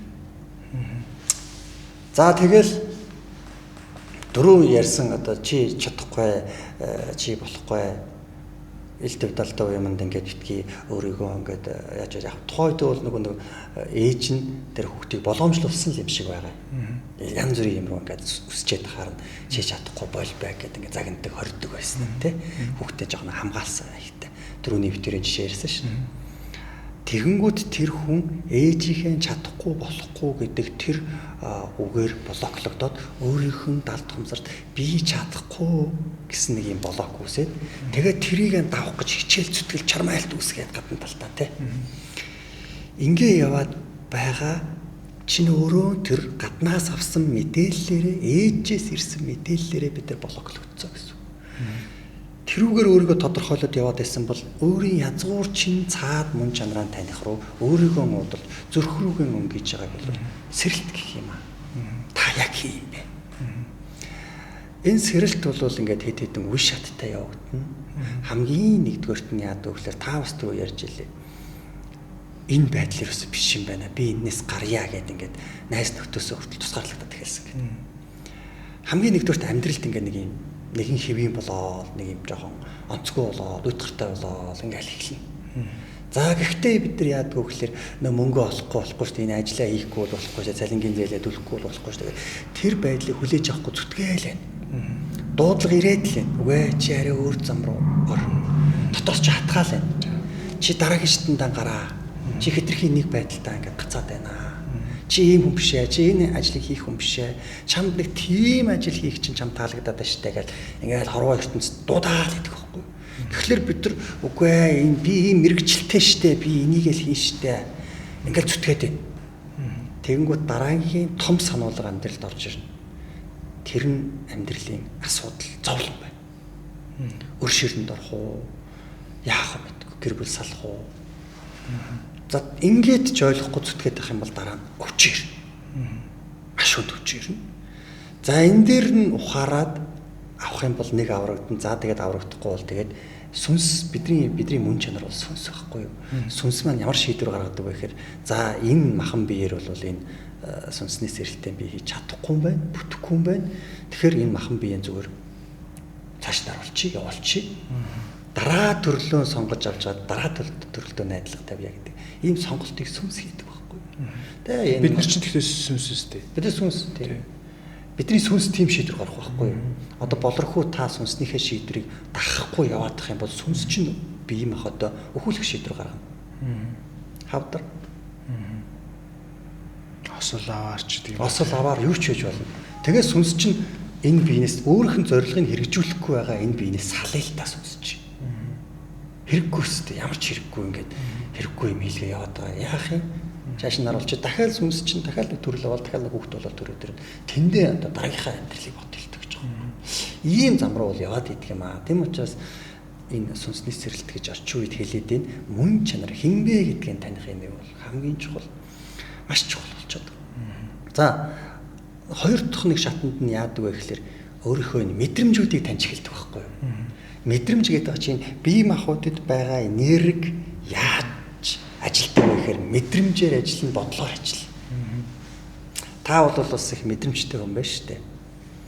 Ингээд би арзаа сонирн болоод байгаа тэр онцгой газар орохоор би ингээд байгаа ингээд мэдэрч штэ. Тэр чинь мэдэрдэггүй хүмүүс байдаг байхгүй юу? Та бол мэдрээд штэ. Тэгээд тийм онцгой газруудаар яваад исэн чинь миний машин ингээд бас ингэж ажигд юм нэг ингээд анзаараад ажиглаад штэ. Энэ ажиглах чадвар чинь өөрөө сүнсний чинь бас нэг чадамжийг илтгэхэд байгаа байхгүй юу? Мэдрэх ажиглах чадвар чинь. За ингээд хоёр дахь шатанд хүн мэдрэмжүүдээ ажиглаж эхэлтий. Өмнө нь юусэн ажигладаг байхгүй юу? Одоо манай хичээл сургалтанд орж мэдрэмжээ би юусэн мэдрэхгүй байна гэсэн. Хамгийн их мэдгий. Ингэтлээ бидний тарих төвтэй амьдэрсэн байхгүй юу? Хамгийн энэттэй нь ямар хүмүүс мэдрэмжээ анзаардаг, сүнсний сэрэлтэнд ямар хүмүүс хамгийн хоцордог гэж бодож байна та? Янз ах миний хувьд болохоор яг бодож байгаа бодлоо л хэлчихэ. Нөгөө эмээ өвөө дээрээ өссөн ч юм уу? Эсвэл нэг юм дэрэгдэн нэг юм коуч байдаг шүү дээ тий. Бидний эмээ өвөөч аягүй хэлээд өгчтэй шүү. Сквот нэг хамаатны ах ч гэдэм үү тий. Чи нэг ингэдэ шүү. Тэгж болдоггүй шүү. Чи тэгээд байвал тэгээд шүү. Бүр тэр нь энгийн яриа шиг гадаад хүмүүс сонсох юм бол юм сонин шашинлаг юм ярих гэдэг юм шиг мөртлөө сонсогдох бах. Монгол хүний ухаанд бол тэр нь шууд энгийн буугаад ирдэг шүү дээ тий. Тэр шиг би бол нэг юм дэргэд байгаа хүмүүсээс ялангуяа эмээ өвөөч гэдэг юм аав ээж ч юм уу тий. Эрхэмлж хөндлөж явдаг тэр аль хэдийн сэрцэн хүмүүсээс анхныхаа их энэ өдөөлтүүдийг авч ойлгох болов гэж бодсон шүү дээ. Тэгэхдээ миний асуулт арай өөр. Сүнсний сэрэлт. Тэгээд сүнсний сэрэлтний хоёр үе явагдана. Хоёр дахь үе дээр хоёул явж штэ. Нэгдүгээрт нь бол зовлон тохиолдно. Хоёрдугаарт нь бол мэдрэмжээ ажиглах байдлаар сүнсний сэрэлт рүүгээ нэг алхам ойртож байгаа байхгүй юу? Зовлон тохиолдчихвол сүнсний сэрэлт дуудж яана л гэсэн ойлголт. Эхний алхам роос дуудлага ирлээ гэж ойлгоо. Хоёр дахь тохиолдол мэдрэмжээ ажиглаад эхэлсэн байвал та сүнсний сэрэлтийн зүг рүү хоёр алхам хийчлээ гэсэн үг. Гэтэл энэ дээр зүгээр сонирхуулаад ч юм уу зүгээр ингээд нэг хэлэхэд тархиа их ажил өсөх хүмүүс энэ сүнсний сэрэлтээс хамгийн их холддог юм билий. Тэгээд тархиа хин их хамгийн их ажил болдог гэхээр судлаач жил ухааных эрдэмтэд тархиа хамгийн их ажилладаг. Нөгөө доктор, профессор, магистр дээр нь багш нар, эмч нар, нягтлан бодогч аудит ч гэх юм уу те. Иймэрхүү чи мэрэгчлэн онцлог нь тийм байж шүү дээ. Баян ингээд тархиа ажил хийж идэг. Тэгэхээр мэдрэмж рүүгээ буух, нөгөө зүүн совингоо сонсох чадвар нь тэр хэмжээгээр алдагдчихдаг байхгүй. Тэгээ мэдээлэл датан дээр хэтэрхий их датан дээр төвлөрөөд ингээд буурдаг байхгүй. Тэгэх хүмүүс тэгдэг. За хоёрдугаар шат бол мэдрэмжээ ажиглаж сурах. За гуравдугаар шатанд энэ мэдрэмжүүдийг ангилж ялгаад энэ мэдрэмж миний мэдрэмж үү, хүний мэдрэмж үү, сөрөг мэдрэмж үү, эрэг мэдрэмж үү? Эд дотор нэг юм ажил хийх хэрэгтэй болдог байхгүй юу? Одоо бид нар бол дотоод ажил гэж нэрлэдэг. Дотгошоогоо ингээд өнгөж хагаад би яагаад ийм мэдрэмж мэдрээд байгаа юм бэ? Би яагаад энэ дараагийн хөгжил төвчлөлтөнд гарч чадахгүй байгаа юм бэ? Өөрөөсөө асуудлын шалтгааныг хайж эхэлж шүү дээ. За ингэж ирэх юм бол сүнсний сэрэлтийн 3 дахь алхам дээр ирлээ гэж ойлгож байна. Нэг өөрлөгөө ярьж штт. Өмнө нь бол яд өөрлөө бусд руу хараад байдаг байхгүй юу? Миний амьдралстай энээс л болж гайтай байна. Би тийм юмнаас л болж өвдлөө. Энэ нөхрөөс л салчих юм бол би өстой сайхан амьдрах гэдэг. Энэ ажлаас л гарчвал би өстой болохгүй. Намайг хүмүүс дэмжихгүй байна. Нийгэм муухай байна гэл. Өөрийнх нь амьдралын асуудал зовлонгийнхэн шалтгаан бусад. Тэгээ ийм байгаа байдлаас явсаар байгаад одоо яасан өөр дээр ирчлээ шүү дээ. Өөр дээр ирээд өөрийгөө шинжээд өөрийнхөө бодол сэтгэлийг засаад явж байгаа нэг ийм хүн бол сүнсний сэрэлтийн 3 дугаар алхам дээр ирлээ гэж байна. За 4 хэдэн үе яг вэ? Яг тий 4 дугаар алхам дээр бол нэг ийм байж болох юм гэж би бодож байна. 4 дугаар алхам дээр одоо сая өөрийнхөө уугуул мөн чанарыг таньж эхэлнэ. Тэр мэдрэмжүүдээ ангилж ялгаж сөрөг мэдрэмжийн засаад, эерэг мэдрэмжийн товоолгоо тий ингэж явж итэл энэ чи яг би юм биш шүү дээ. Энэ миний мөн чанар юм биш шүү дээ. Тэр нөгөө түрүүний ярьсан чин сэтгэл гэдэг шиг тий. Би яг ийм үүрэг даалгаврыг гүйцэтгэх гэж ирсэн сүнс юм биш шүү дээ. Өөрийгөө таньж эхэлж тий. Дөрөвдөг шүү дээ.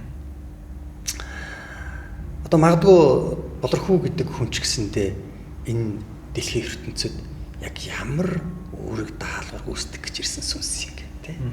Энэ сүнсний өгөгдлөн олоод энэ дагуугаан ажил хөдөлмөр эрхлээд ирэхээр хүнд нөгөө эерэг энергийн урсгалд орно гэж шин. Энэ юм чи аяндаан бай болдог байхгүй юу? Аяндаан ажил бүтдэг байхгүй юу? Тийм. Сүнсний зорилгын энэ дагуу ажиллаа хийхээр нэгдүгээрт нь хүн өөрөө хац жаргалтай байдаг. Дуртай ажил хийдэг. Хоёрдугаарт нь энэ сүнсний зорилгын ажил бол ямагт бусдын тусын тулд хийдэг. Бусдын тус, зөвхөн бусдын тусын тулд. За 3 дугаарт нь энэ сүнсний зорилгын дагуу ажиллаа хийхээр нөгөө амжилт бүтээл, эд баялаг, нэр алдар, хүндлэл, хайр, талархал аяндаан урсаад орж ирж байна. 4 дугаарт нь сүнсний даалгаврын дагуу, сүнсний сэргэлтийн дагуу энэ ажил хөдөлмөрөөр эхлэхээр алхам тутамдаа улам сүнсний чадамж чинь өсөж хөгжиж идэг. Тухайн бүх барилдах, олныг цэнгүүлэхээр ирсэн хүн байх юм бол барилдах тусмаа л улам барилдааны чадамж нь өсөж шүү дээ. Тийм ээ.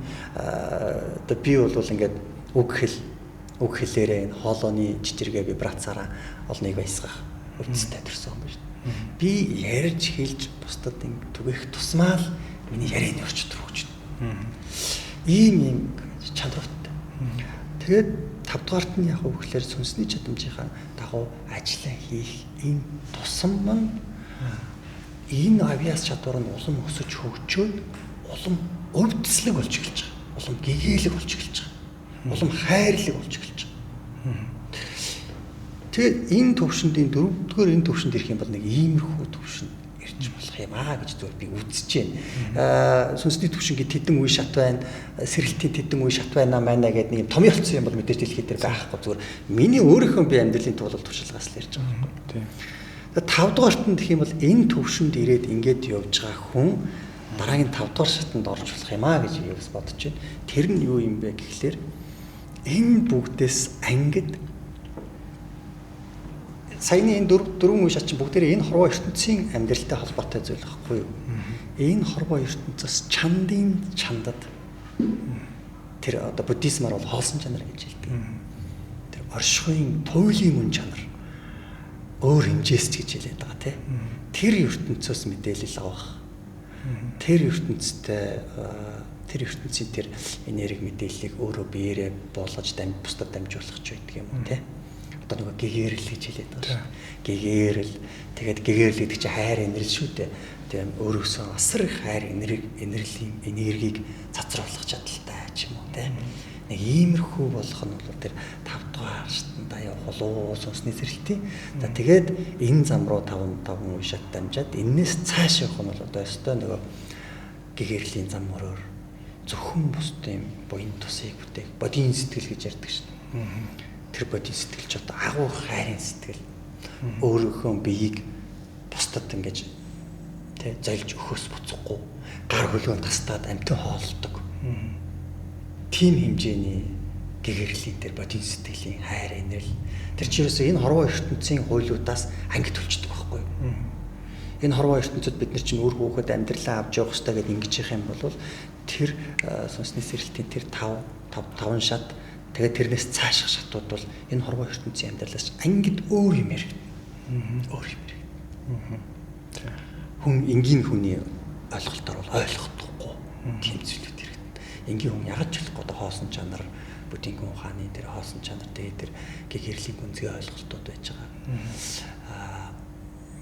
Тэгээд тэр бодийн сэтгэлийн чинь бүр нууцсын зэрэглэлтэй гэж хамаагүй болдог. Ярьж болохгүй хориотой юмнууд байдаг гэсэн. Байлгүй яах вэ? Одоо хоёлаа гүн рүү орсон юм чинь яах вэ? Яриа нэгэнд халсных ойлгох нь ойлгоод ойлгохгүй юу яриад байгаа юм бэ гэж бодох нь бодог. Бас нэг ийм ойлголт байдаг. Одоо ямар ч номноос уншаагүй хинийч амнаас сонсоогүй мэдээллийг мэдчихдэг.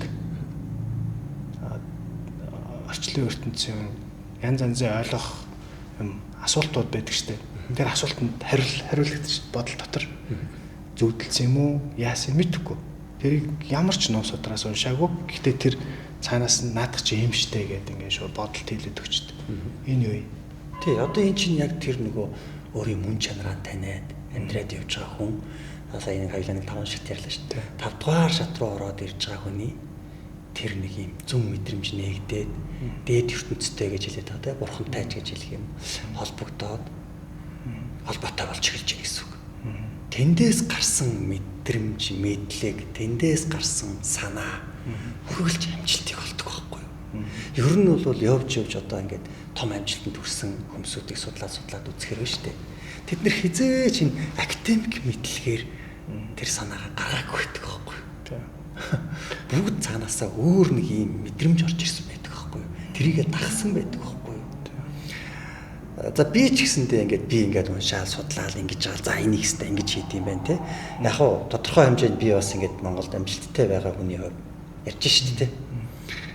За хэвээр энийг яг ингэж хийд юм байна. Энийг ингээд хичээгээл нэг юм юу гэж хэлэх юм дээ те. Нэг юм академик гэж хэлэх юм уу? Эний чи юу гэдэг арга. Гэхээсээ илүү зөв мэдрэмжээр дагж байгаа байхгүй юу? Мэдрэмжээр дагаад энийг тэгэхэд чинь зарим хүмүүс яадаг гэхээр маш их юм судлаад л за энэстэй юм байна, тийм байна. Шинжлэх ухааны гаргалгаан тийм байна. Ингэж хийд юм байна, тэгд юм байна гэж маш их юм ажил болдог байхгүй юу? Би тэрэнд нь угаасаа дурггүй гэдэг. Тэр би ямар юм хиймээр байна тэрийг л хийм. Тэгэхэд тэр маань бол яг ингээд одоо тий дараа нь эргээд ингээ харахаар бүр ингээд өрөө тавьсан юм шиг яг ингээд таардаг. Яг ингээд таардаг.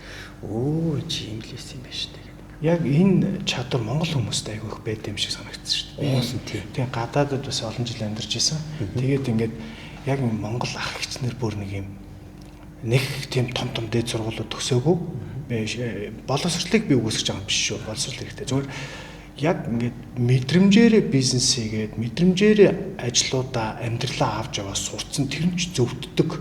Бүр үнэхээр ер нь ерөөхдөө мэдчихэдэг бүх юмыг.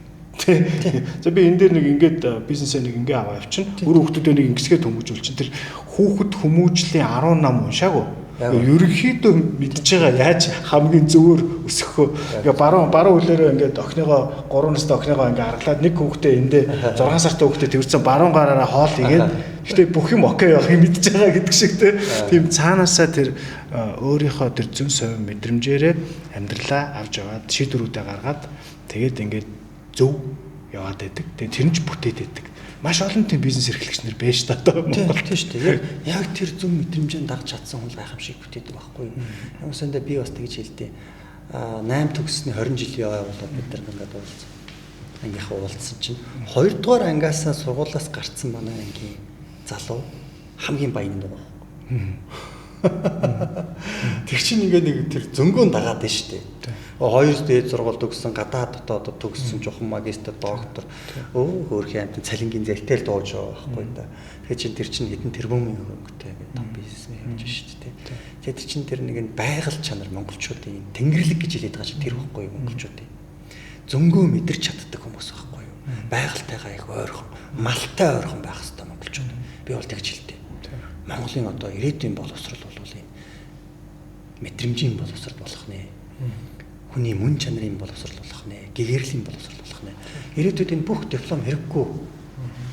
Дипломд үргэлж дээд сургууль хэрэггүй, дээд сургууль одоо эхнээсээ дампрууд эхэлж байгаа. Тэгээ энэ дээр би хоёр бодлоо хэлжээ. Дипломгүй сайтан гэдэг ном байдаг. Энэ номыг уншсан хүмүүс байдаг баг. Энэ дээр бол яг дипломгүйгээр маш их одоо амжилтанд хүрсэн хүмүүсийн богино юм сторинууд явчихж байгаа байхгүй. Story talent-ийн төвхөд тэр номон дээр бол яг таны ярьж байгаа энэ нөгөө мэдрэмжэн дээрээ суурилж бизнесийг хийдэг энэ талаар гардыг. Гэхдээ яг боловсролыг би юу гэж боддог вэ гэхээр боловсролтой дистарата сурах тэр аргачлал гэж байгаа те. Нэгдүгээр семестрт энэ номыг энэ мэдгэдэгхүүнийг ингэж үзнэ. Хоёрдугаар семестр гэдэг ингээд эн чин дистаратагаар суралцахын давуу талууд гэж мэдээж байгаа. Тэрийг бол би хүндэлдэг, хүлээн зөвшөөрдөг. Би 3 жилийн сургууль төгссөн, мастер хийсэн. Гэхдээ би яг үннийг хэлэхэд би хизээч бизнес хийхдээ бид нар бүгд бизнес удирдлагаар магистр хийсэн мөртлөө төлөвлөгөө гаргадаг.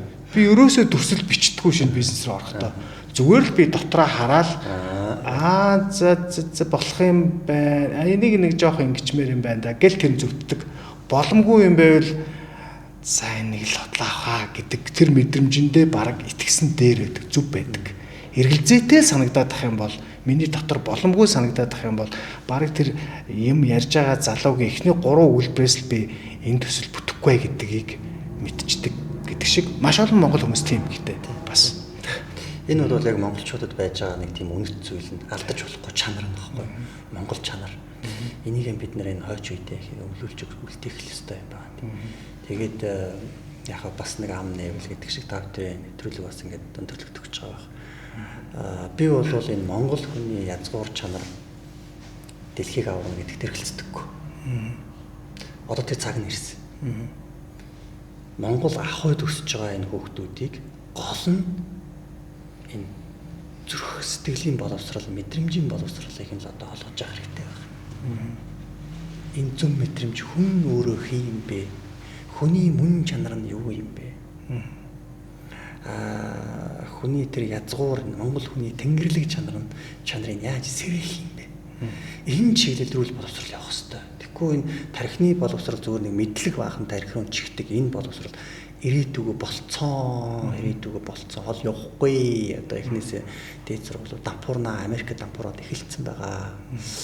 Тэгээд энэ язгуурын энэ үнэт зүйл дээрээ тулгуурласан боловсрал мэдлэгийг хүүхдүүдтэй олгоод за тэгээд энэ залуучуудыг хөгжүүлж гаргаж ирээд би бол энэ дэлхийн зах зээлээс доллар олдог тийм нэг 3,000 долларын сайтан бэлтгэх зорилготой юм шүү дээ. Тийм боломж байгаа юм. Яагаад тэгэхээр зүрх сэтгэлийн боловсрал олгож зүрх сэтгэлийн боловсрал бэлэг одоо 70 тухамсар энэ гэдэг чинь монголоор бол бэлэг шүү дээ. Тийм. Бэлэг сэтгэл зүй 70 тухамсар арга бэлэг хоёр зүйл байгаа даа шүү дээ. Тэрний хай бэлгийн. Тийм. Энэ бүгдийг монголчууд бэлэг гэж хэлж байсан байхгүй юу? Тэгээ монгол хүн бэлгэрээ гэдэг чинь хүчтэй байхгүй юу? Тэгэхээр энэ байгаа одоо биднэрт байна. Тэгээ биднэрт одоо ингээд энэ яг энэ бэлэг талын боловсрал бүр өвөг дээдсээс өвлөгдөөд ирчихсэн тэр өв ухаан болоод ирчихсэн байж байгаа. Тэгээд ч монгол хүн бэлгэрээ гэж хэлж байгаа. Монголчууд буддийн шашинтай тэнд нь байгаа.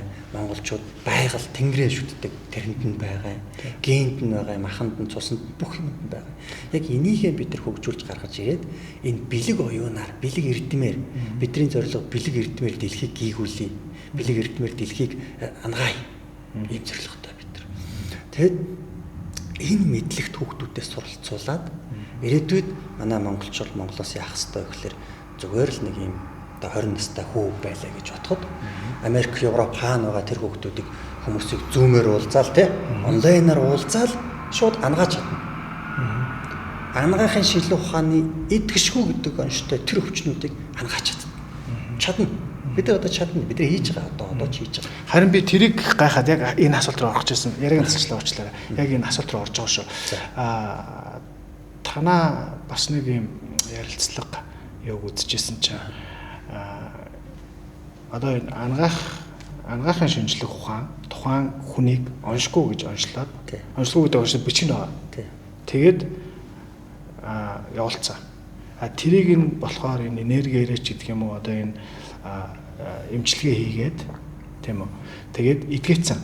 Тэгээд нөгөө ангаах буцаад нөгөө эмнэлэг дээр очиод хараар ярьч тий. Буцаад эмнэлэг дээр очиод үе энэ өвчин идэгцэн байна гэдэг бичиг нь бас байгаа.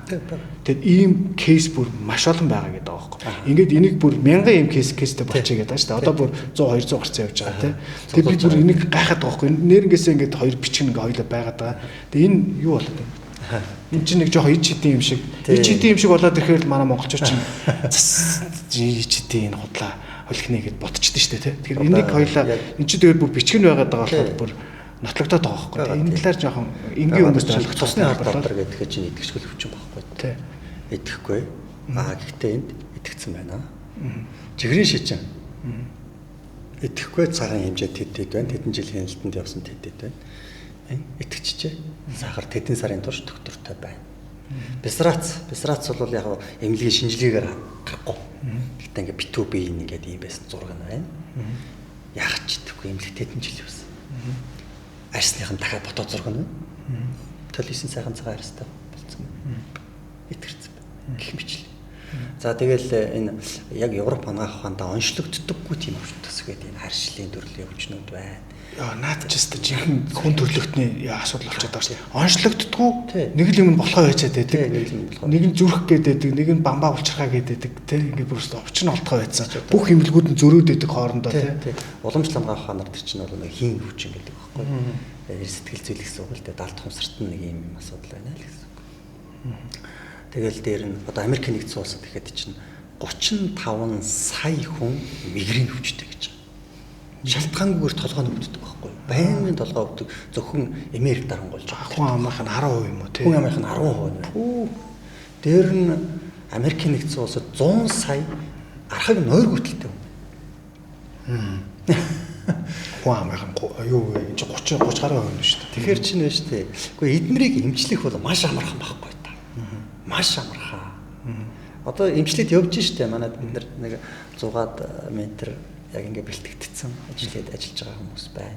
За бүр илүү гүнзгийрээд явж байгаа хүмүүс ч гэсэн байна. Жохон ойлгуулах гад хоёлоо нэг ганц хоёр юуг задлж. Одоо яаж эмчлэх вэ? Одоо би очлоо. Тэ тэгээд за өөр дээр яах юм? Бата очлоо гэсэн чинь тэр хүн одоо чихэн шижинтэй байлаа. Тэгээд ямар эхний нэг хоёр шатыг хэлчихэл та. Яах вэ? Тэр энергиэр нь эмчилж байгаа юм уу? Ухамсарт нь эмчилж байгаа юм уу? Ухамсараар нь эмчилж байгаа. Энерги гэхээр нэг тийм далдын шидийн юм шиг болоод байгаа. Ухамсар сэтгэл зүгээр нь эмчилнэ гэж л арай жоохон ортох байх гэж бодож байна. Тэгэхээр тэр мигрентэй байна уу, чихрийн шижинтэй байна уу, тийм хүмүүсүүдийг сэтгэл санаа, зан арын шин нөгөө даалд ухамсарт байгаа тэр нэг юм блокууд гэж хэлээд байна шүү дээ. Тэднээс нь тэр өвчин нь үүсэж бүрлдэж бий болсон байхгүй юу? Энд ч одоо буддийн гүн ухааны бас энэ хоосон чанарын зарчим байхгүй юу? Та дөрөв бас хэлж штэ. Судалгаа юм хараад би ингээд төлөвлөгөө гаргаад бизнес хийдэггүй. Мэдрэмжийн дагаад энэ дотор нэг ингээд зургалж төсөөлөөд энэ болох юм байна гэдээ тэрийг хийхээр болдгоо гэж. Тэгэхээр энэ альва юмс хаанаас эхэлж бүтдэг? Битдэг байх нь. Мэдрэмж бодол таны бодлоос бүтэж штэ тэр ажиллаж байна. Бодлоос эхэлж штэ. Эхлээд таны дотор бодол доторч бүтээгдлээ, дараа нь энэ ертөнцид бүтээгдлээ тий. Тэгэхээр аливаа юмс хоосноос үсэж байгаа үстэй. Танд юу ч байгаагүй зүгээр бодол байсан шүү дээ. Бодол ч бодитдаг болж байгаа. Хов хоосноос юмыг бүтээж болт юм аа. Энэ гайхамшигт тухай шүү. Гайхамшигт. Энүүгээр одоо ингээд мянган залуучуудыг гайхамшигт хүргэж болохоор байна. Үнэхээр болохоор байна шүү. За тэгэхээр энэ ингээд нэг зарчим нь биш шүү дээ. Тэгвэл та хов хоосон бодлоосоо бизнес бүтээж чадж байгаа юм бол хов хоосон бодлоосоо эрүүл мэндийг бүтээж чадах уу гэдэг асуулт гарч ирж байгаа үстэй. Энд хоосон чанар гэдэг нь буддийн гүн ухаанд байгаа нөгөө данзаар авч байгаа үе удмаараа монголчуудад байж байгаа энэ мэдлэг байхгүй юу? Бэлэг оюун, бэлэг эрдэм гэдэг чинь энэ нэг зарчим байхгүй юу? За тэгээд дээр нь штэ. Мөн л ялгаагүй энэ хоосон оршихугаас чинь өвчин бий болцсон байхгүй. Та бол энэ бодлоосоо бизнес бүтээсэн тий. Тэгвэл тэр мигрен өвчтэй хүн бодлоосоо мигрен өвчин бүтээсэн юм байхгүй юу?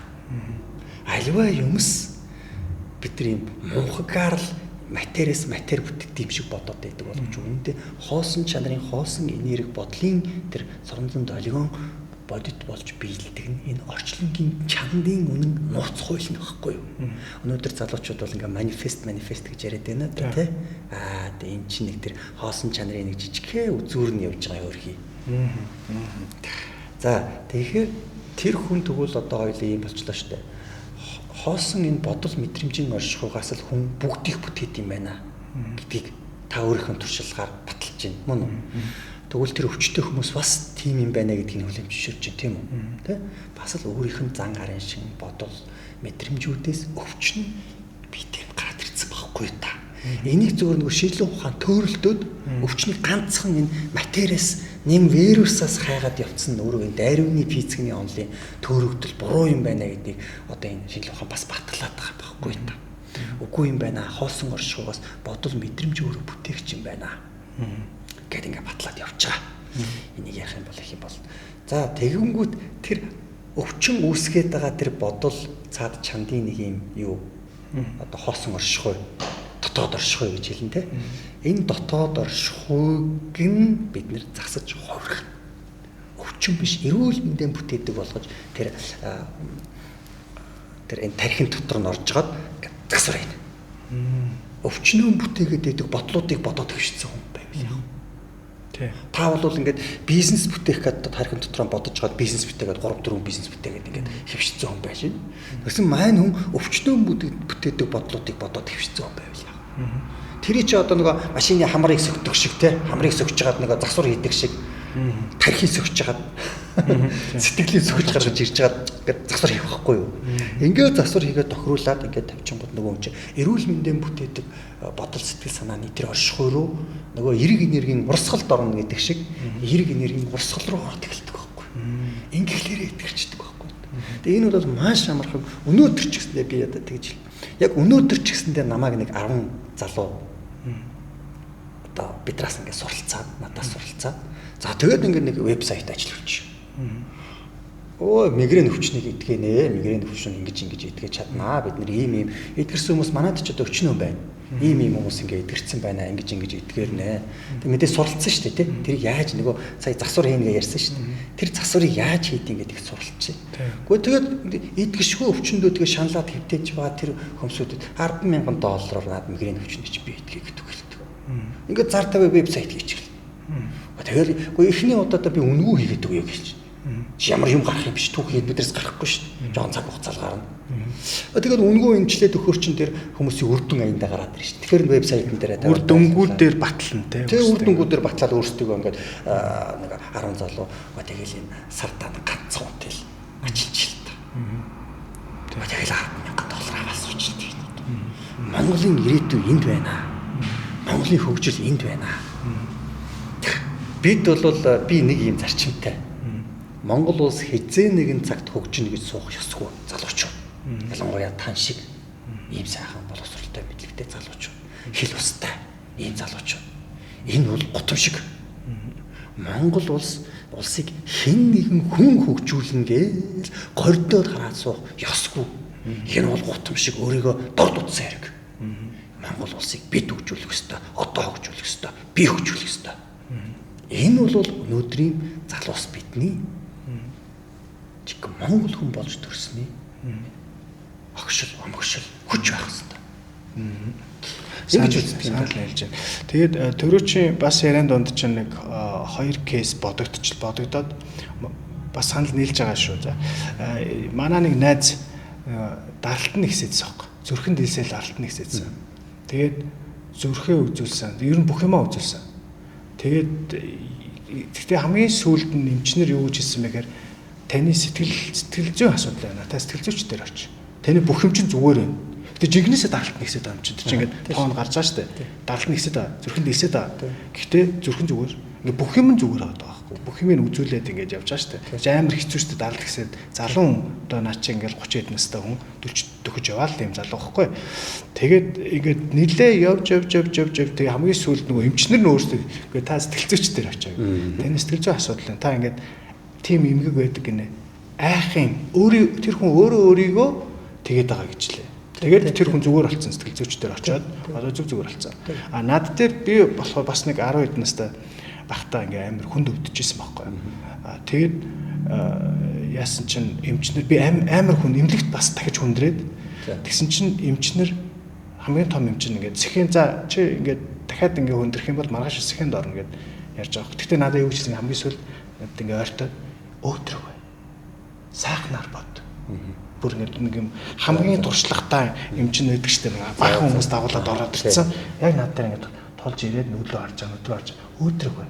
Сайхнаар бод гэж агаар хайцсан шүү. Тэгээ би тэр ингээд одоо би энэ ч 20 жилийн өмнөх юм ярьж штеп. Тэгэхэд би ингээд ийм тод санаж штеп тий. Тэр чинь ангаа ухааны шинжлэх ухаанч хүн тэгж хэлнэ гэдэг чинь энэ стен бодлын хүч одоо энэ энергийн өөрийгөө эмчлэх гэдэг ингээд таны ярианаас яг шууд тэр манс гэж ингээд орж ирээдсэн байхгүй. За маш их баярлалаа. Тэгээд мэдээж нэвтрүүлэг подкаст маань метрачтай байгаа.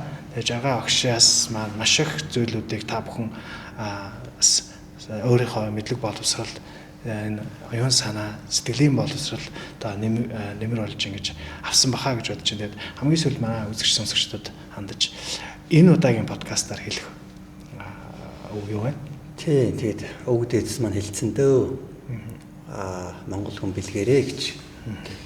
Энэ бэлэг оюуны чадамж өндөртэй ард түмэн дэлхийн 200 улс дотроос монголчууд л байгаа. Тэгээд одоо 90 цаг үеийн бомбын эренгэгдэж байгаа энэ бэлэг оюуны эрен үе эхэлж байгаа. Тэрийг залуучууд бол өнөөдөр манифест, даалд ухамсар, сэтгэл зүй гэх их олон үгээр хэлж байгаа. Энэ зүгээр л бэлэг гэдэг л гэгээрэл сүнснээсээр л юу гэж хэлнэ үү? Зүгээр монголчуудын хуучин хэллэгээр бол зүгээр бэлэг юм л та.